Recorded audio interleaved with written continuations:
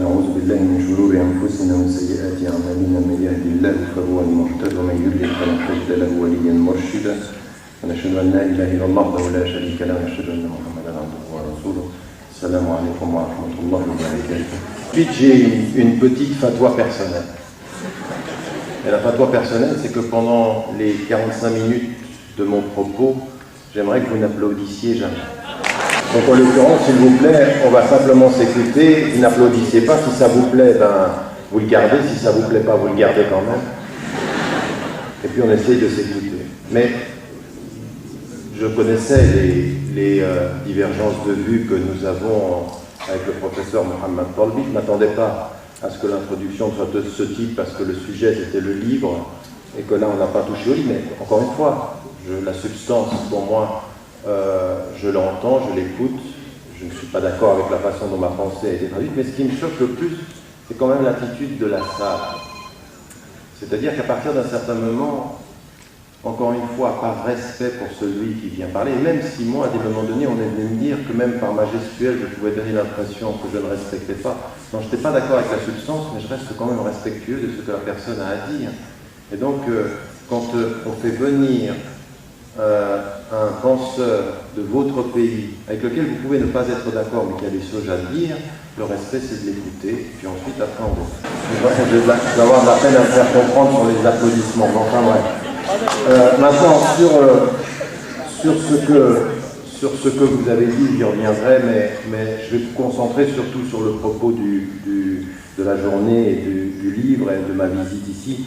D'abord simplement par commencer vraiment par vous remercier encore une fois de cette présence, remercier les organisatrices et les organisateurs, au premier rang desquels bien entendu la librairie et Kitab, et puis de vous dire que ça fait longtemps que j'espérais pouvoir revenir en Tunisie, pouvoir revenir échanger, revoir ce qui se passe dans ce pays, et puis aussitôt, au moment même de commencer mon propos, de vous dire quelle est vraiment votre responsabilité. Le but d'aujourd'hui, ce n'est pas forcément de venir écouter un propos de quelques minutes, puis après de partir, c'est peut-être d'échanger, mais aussi pour moi, dans le cadre de cette visite, de partager avec vous le sens de ce que je considère comme votre responsabilité historique. Quand je vois la salle, vous êtes très jeune en majorité, et donc en l'occurrence, c'est vraiment de porter un projet.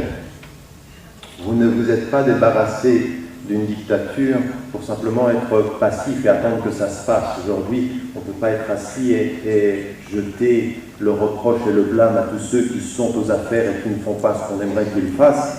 C'est aujourd'hui aussi de se rendre compte qu'en tant que femme, qu'en tant qu'homme, qu'en tant que citoyenne et citoyen, il y a des responsabilités majeures et qu'il faut s'y engager, et ça va demander beaucoup de travail. La route est très longue encore pour parvenir aux voies de la démocratisation, de la transparence et de l'équilibre dans la société.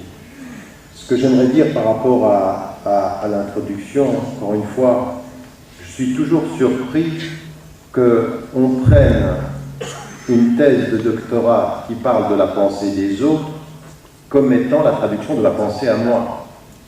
Alors pourquoi n'êtes-vous pas allé vers la première thèse de doctorat sur Nietzsche et que vous citiez ce que dit Nietzsche en me le proposant comme étant ma pensée?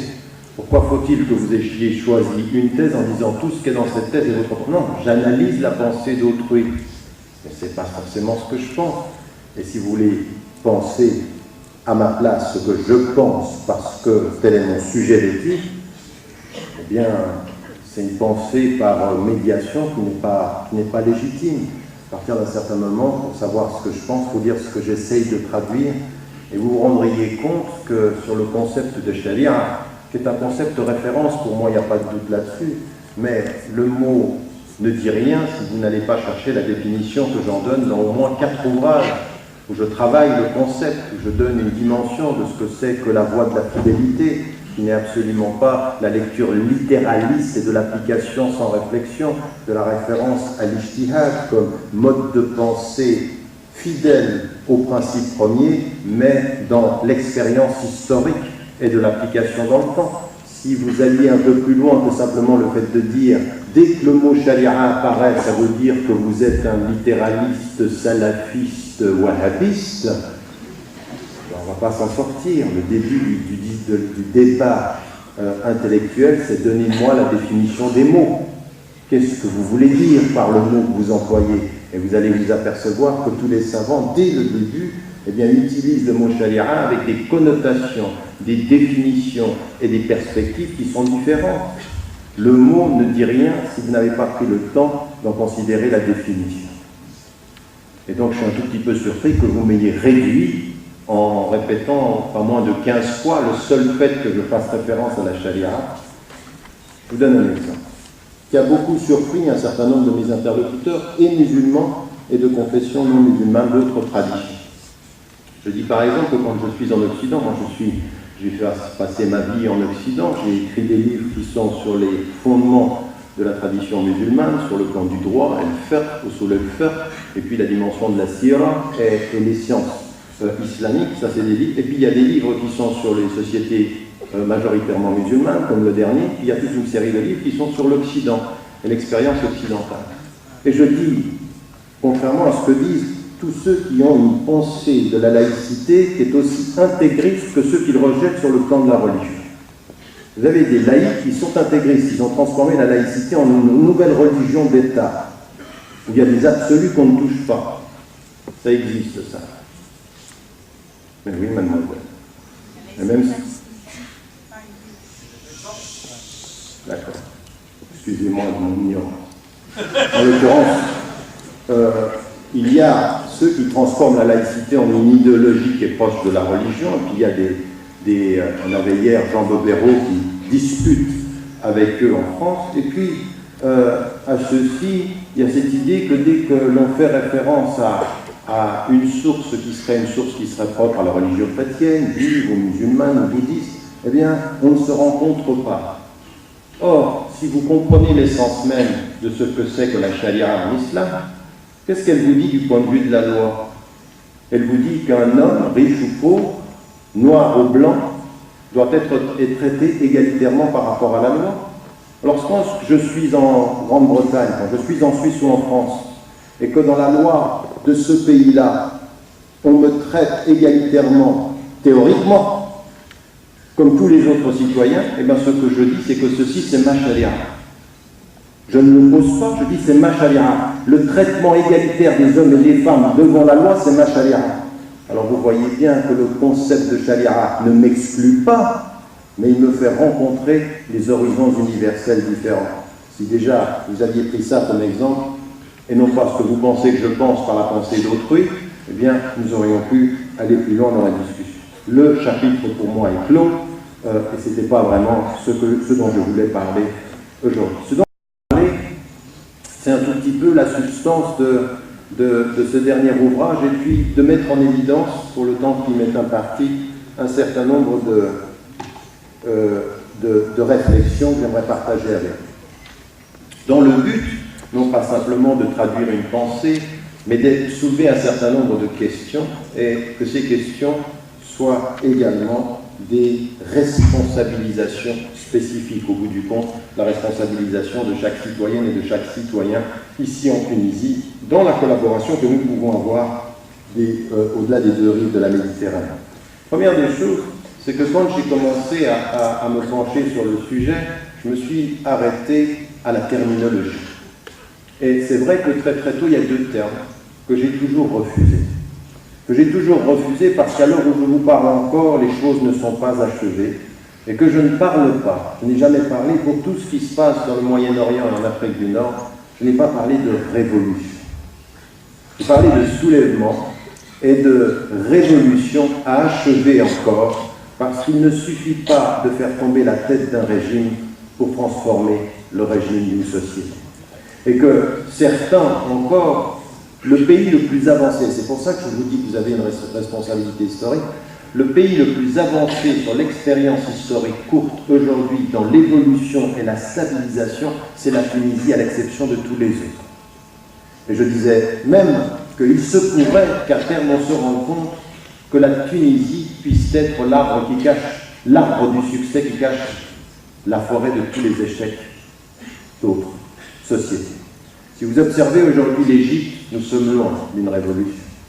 Et vous savez, on peut être dans une révolution qui est inachevée ou une révolution qui a échoué. À l'heure où je vous parle, l'armée tient les rênes du pouvoir. Le Yémen, nous n'avons pas encore réussi la passation. La Syrie, et nous avons une pensée partagée et humaine et fraternelle pour les femmes, les hommes et les enfants qui sont tués dans ce pays tous les jours, avec lesquels il faut, si on ne peut pas l'être par la parole dans la justice, au moins l'être par le cœur, dans le respect de la dignité des citoyens de ce pays. Eh bien, la Syrie, le Yémen, la Libye, nous sommes à deux doigts d'une guerre civile, puisque vous savez que des milices refusent de rendre les armes et que derrière tout ceci, on a une mainmise sur tout l'appareil économique du pays. Donc nous ne sommes pas du tout, dites-moi, un pays où on a l'impression d'avoir véritablement passé de l'autre côté du processus. La Tunisie, même vous, à l'intérieur, ce que j'ai rencontré depuis que je suis venu, c'est des espérances, des optimismes et beaucoup de doutes. Où en sommes-nous? Qu'est-ce qui va se passer? L'émergence de certains courants, des littéralistes, des salafis qui sont présents, des silences, de la violence, des situations où on a l'impression que ça ne va pas assez vite, où on manifeste parce qu'on aimerait que les choses changent et que l'on sait qu'il faudra du temps, mais en même temps, il ne faut pas confondre le fait qu'il faille du temps avec le fait qu'on ne fasse rien pour changer les choses. Donc on est dans une situation où les gens se posent beaucoup de questions sur l'évolution de la situation. Vous, au premier chef. Et donc ici, ce qui me paraît déterminant, c'est que faut faire attention aux mots. Donc je n'utilise pas si facilement le mot de révolution. L'autre mot que je n'utilise pas, c'est le mot de printemps. Parce que le printemps, ça a un sens. Le printemps arabe. Et c'était cette idée qui est vraie en termes de peuple. Le mouvement tunisien a donné beaucoup de courage au peuple égyptien, au peuple yéménite. Les Yéménites n'auraient pas eu ce courage de dire « si vous venez avec les armes, nous descendrons sans les armes dans la rue », s'il n'y avait pas eu le précédent tunisien. C'est vrai ça. Et ça, il faut saluer ce dont vous avez eu le courage et qui a ouvert. Donc il y a eu un vrai mouvement populaire qui a été déterminé par votre courage ici, en Tunisie. Cela étant, quand on fait un pas en arrière, reconnaître qu'un mouvement a fait émerger d'autres mouvements ne permet pas simplement de dire « Ah ben il y a eu l'effet domino, puis c'est un printemps arabe ». Aujourd'hui, je fais un pas en arrière, et ce qu'on nous a présenté comme un effet domino, je le conçois beaucoup plus comme un jeu d'échecs. Il faut regarder pays par pays, savoir pourquoi dans certains pays on a poussé, pourquoi dans certains pays on retient, pourquoi on a aidé les Égyptiens de cette façon-là, pourquoi il n'y a pas eu d'aide aux Syriens pendant longtemps, pourquoi on est intervenu en Libye. Après, les choses deviennent complexes. Et on finit par éviter d'être bêtement optimiste pour être prudemment raisonnable. Et que ce qui est important aujourd'hui, c'est de véritablement essayer de comprendre ce qui est en train de se passer. C'est ce que j'ai essayé de faire dans le livre, en commençant par la discussion sur la terminologie, c'était le premier chapitre, la première partie. La deuxième partie, c'était plutôt de poser les termes du départ, ce que l'on sait aujourd'hui en termes factuels, et puis ensuite essayer de déterminer quels sont les défis contemporains, et puis les quelques propositions qu'on peut faire pour aller de l'avant. Voilà les 4 parties du livre.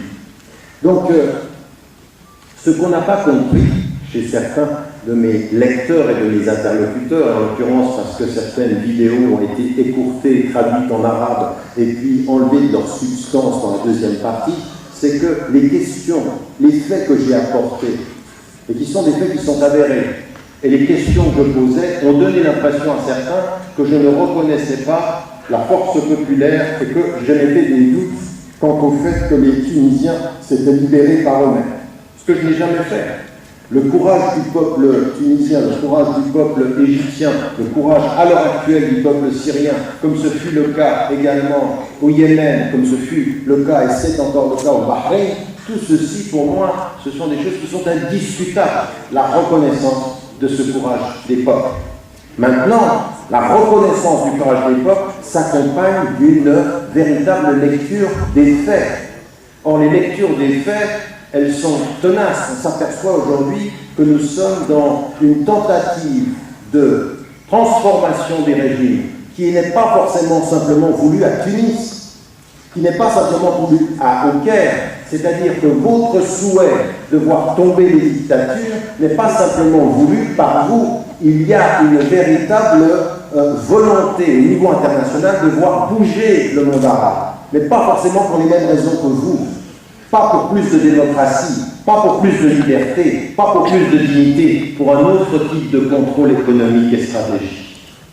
Et donc de ce point de vue-là, il faut être lucide. Il faut se dire, nous voulons la liberté, et c'est la lucidité que nous aurons sur les enjeux qui nous permettront d'aller vers plus de liberté. Mais de penser qu'il suffit de faire tomber Ben Ali, de se faire applaudir à Paris, saluer à Washington, et de penser que Washington et Paris, qui ont soutenu pendant 30 ans les dictateurs, maintenant vont soutenir votre démocratie, c'est dangereux d'être aussi naïf.